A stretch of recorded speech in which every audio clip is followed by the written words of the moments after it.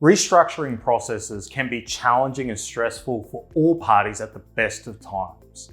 And one of the key components of an effective and compliant redundancy process is having a valid reason for carrying out the redundancy.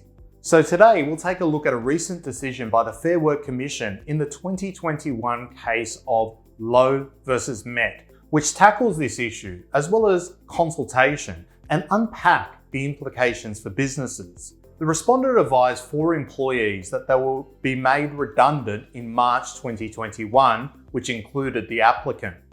The applicant suggested that her dismissal was not a case of genuine redundancy and formed the argument that her dismissal was actually due to other matters, including sexual harassment and bullying. She also added that her redundancy was not in fact a genuine redundancy because the company had not reduced their headcount and had advertised for a position that picked up some of her workload shortly after her dismissal. However, the respondent argued that the new position picked up some additional digital printing duties which the applicant would have been unable to perform due to a lack of skill set. The respondent also argued that there was no obligation to consult, given that the applicant was not an award-covered employee.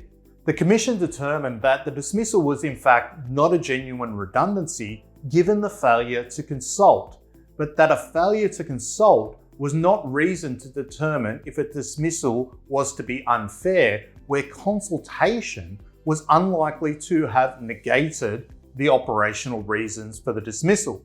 So from this case, we can learn that it's not good enough to treat disciplinary issues as a redundancy simply to avoid the uncomfortable conversation regarding the employee's flaws.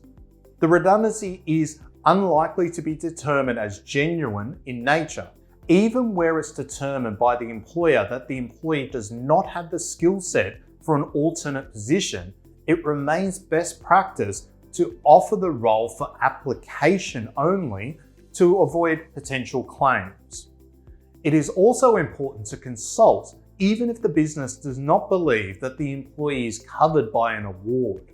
This assessment may not be correct.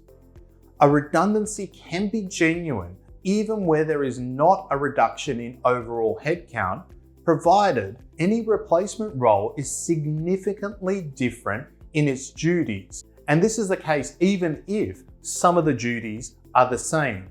Where there has been a failure to consult, it is unlikely that significant compensation will be awarded where the consultation period was unlikely to render a different operational outcome. So as you can see, there are a lot of operational as well as compliance considerations when conducting a restructuring process for your business, which in some ways is very easy for a business to get wrong. So if your business is currently undertaking or even considering undertaking a restructure process and would like some advice, please do not hesitate to reach out to us by visiting ondemandhr.com.au.